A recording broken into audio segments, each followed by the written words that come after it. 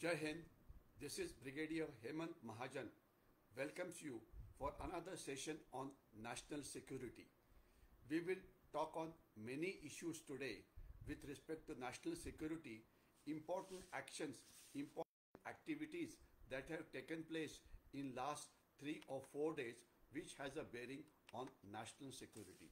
The first topic on which we are going to talk is the security of our land borders. It was reported in the Lok Sabha that Bengal government has yet not given land for 7 checkposts on the international border, especially border with Bangladesh, border with Nepal and border with Bhutan. Now what happens is these borders have what is called as the integrated checkpost from where a human entry or a trade is allowed. Now if you don't have an integrated point which has got the customs, the excise, the police, the intelligence people, the foreign, the other agencies, then you cannot check up these people properly. But government of Bengal is simply not working on it, and this is resulting into very bad land border management.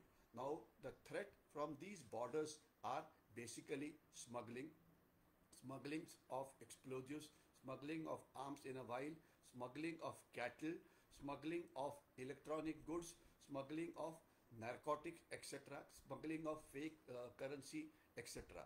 So if you do not manage the border properly, then you are going to have all kinds of problems and your security is going to be threatened. Let us hope that pressure is put on Bengal to give land for this integrated checkpost as early as is possible.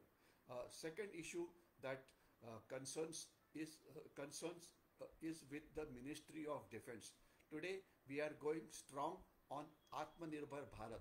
So therefore Ministry of Defence has decided that contracts worth about 8,000 crores are going to be given to private industry so that these goods required for the Indian Army are produced inside the country. Now these goods for which sanction is given consist of night sights, that is the sights which are used on the weapons so that you can see at night. Then you have light vehicles, you have lightweight anti-aircraft defense system, you require radars, and the most important is a satellite for the Indian Army. Satellite communication, satellite navigation, satellite command and control, there are many aspects for which the satellites are important.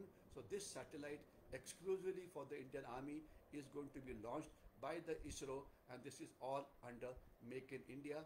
This will definitely improve our defensive capability. The next important issue is the likely visit of the Chinese Foreign Minister Wang Yi, who is expected to visit New Delhi, that is our capital, in a short while. Now this visit, what do the Chinese want? The Chinese want a summit meeting to take place between the Chinese leadership and India's Shri Narendra Modi. They want us to go get more involved into BRIC, that is BRICS Bank, which has been constructed. They want us to improve trade with us. Should we be going in for this Chinese offer? The point is straight, simple and clear. Till the time Chinese go back on those areas on which they are encroached, nothing can progress. Till the time the boundary issue is resolved, nothing should progress. We should not just fall into the trap of sweet-speaking Chinese, because already some Chinese agents today are writing articles in media trying to say that the Chinese foreign minister coming and talking to us is a great boon that is there for India, and India should not lose on the chances, and India must get friendly with China because India's and China's interests converge as far as Russia is concerned. No, that is absolutely not true. Chinese are our enemy number one, and we should ensure that till the time the boundary issue is resolved, till the time encroachment is removed, till the time the hybrid war which Chinese have launched against us is stopped, meaning stopping the insurgency in the northeast, giving help to the Nakshal areas, giving help to Pakistan, getting into our neighborhood and creating problems for us. Till the time this mischief stops, we should have a zero tolerance with as far as China is concerned, and we should have no relationship with them at all. The next point is that today, after seeing what has happened in Ukraine and finding that world simply does not react when a bully like Russia has invaded Ukraine, so Chinese are slowly and steadily militarizing South China Sea. Now, South China Sea is the sea next to China, which is important for navigation point of view. Importance of South China Sea, I had spoken about it some time back when I spoke about the maritime domain, but it's important. And today, China is doing all kinds of dadagiri and creating problems for the nations of Southeast Asia, especially Japan, whose prime minister was in India just some time back, and he also told us about Senkaku Island, in which there's a dispute between China and Japan, and there's Vietnam, which has a problem with China. Almost every Southeast Asian nation has a problem with China, and our great tactical or strategic thinker Arya Chanakya had said long time back that enemy's enemy is our friend. So China's enemy is Japan, China's enemy is Vietnam, China's enemy are other states, other countries of Southeast Asia, especially Philippines, Indonesia, etc. They are all our friends, and we must build our alliances with this country. And recently, we have had a good meeting from the Russian direction, from the Japanese Prime Minister.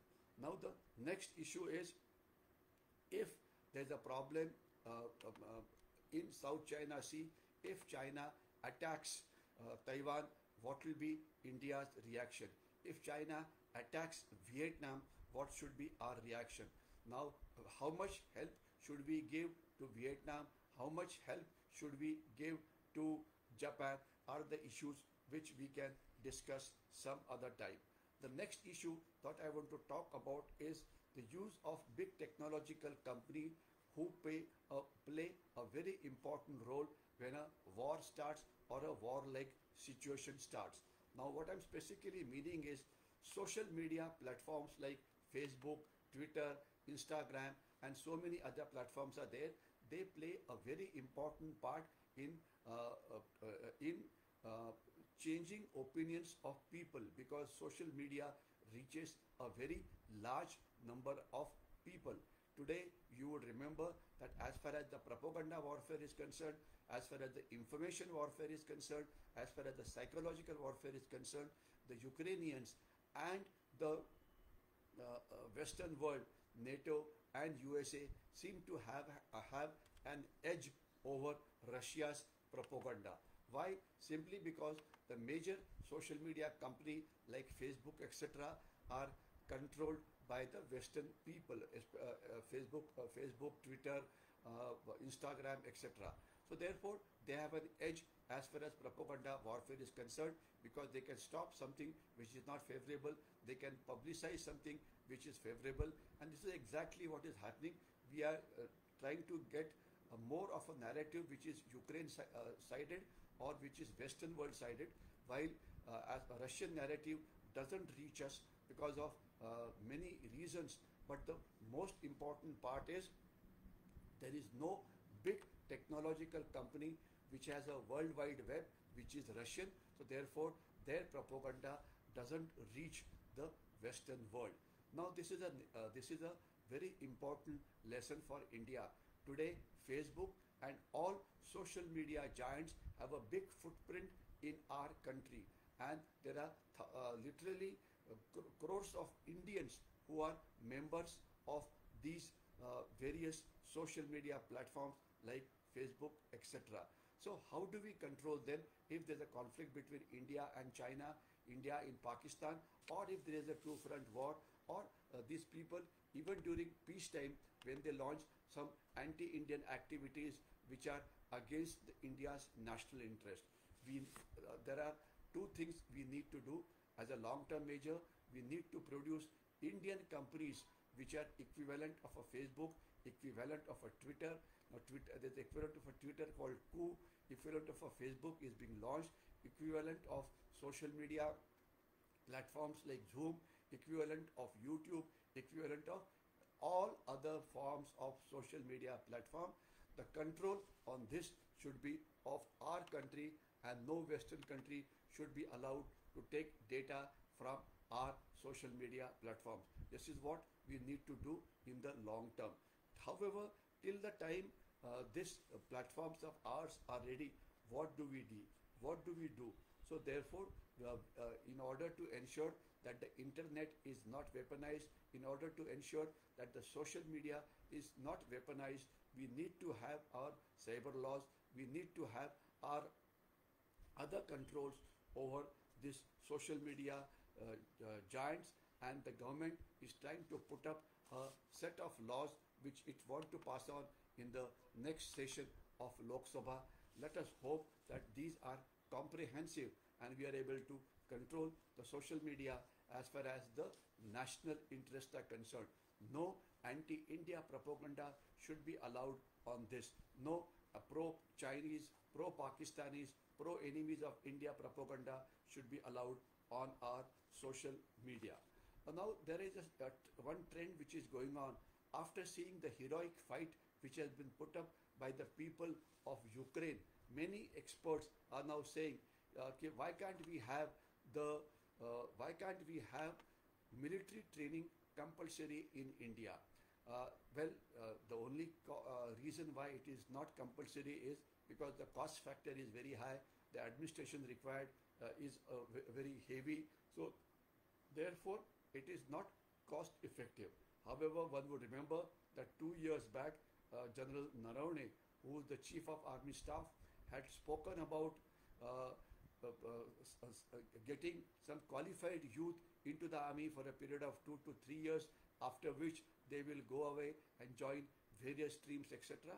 So maybe what we can do is, instead of making it compulsory for every youth, possibly we can make it compulsory for fields where technological expertise is required, meaning youth serving in the IT companies, youth serving in technological companies, youth serving in research-oriented establishments, etc. For them, if we make military compulsory military training for them for a period of 2 to 3 years, they will act as a very good reserve, and with their brain power, they will also be able to help the Indian armed forces in a big way. So this idea is quite good. Only thing is the cost effectiveness has to be worked out. The next point that I would like to talk about is that National Defence Academy Khadakwasla for the first time has admitted girl cadets for training there, and from the term session starting from the month of June, girls will train in National Defence Academy Khadakwasla, which is the cradle of our junior leadership. Now let us hope that the girls who have been selected, they all are qualified girls. They are able to withstand the tough training that is given to the NDA cadets, and I am sure they will turn out to be equally competent officer. But since this is the first time a batch is being trained, the challenges of training are presently huge. The next point is that NATO is now turning into NATO. The French Prime Minister Macron had said some time back was brain dead, meaning it had stopped existing as a military alliance. NATO otherwise is supposed to be the strongest military alliance in the world, but because of its neglect over last 2 decades, in which they were depending only on America to protect the European continent, the military aspects had been reduced to zero, and today NATO does not have capacity even to raise 2 or 3 divisions for fighting against Russia or any other invasion that may come on them. But after the Ukraine war, now suddenly they have woken up, and the NATO is being reborn, and every nation in Europe, especially Great Britain, France, Germany, the bigger nations that is I am talking about, are a budget quite a lot increasing the of the war by Russians on Ukraine, because the Europeans have realized when the time comes, if they are attacked, possibly they'll have to fight their battle themselves. The next issue is, one has heard of sanctions, economic sanctions on Russia, but more interesting is lot of rich Russians who in one word are called oligarchs. Oligarchs, I repeat, oligarchs, that is rich Russians. They have become rich by many methods.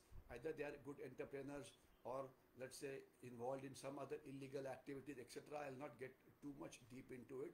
These people have purchased property all over Europe, also in America, etc. One would remember that Russians had purchased property in India also, especially in Goa, etc. So these people, their property is now being tracked by the European countries, and they are banning buying of all this property. So therefore, the financial muscle of these people is going to be reduced drastically.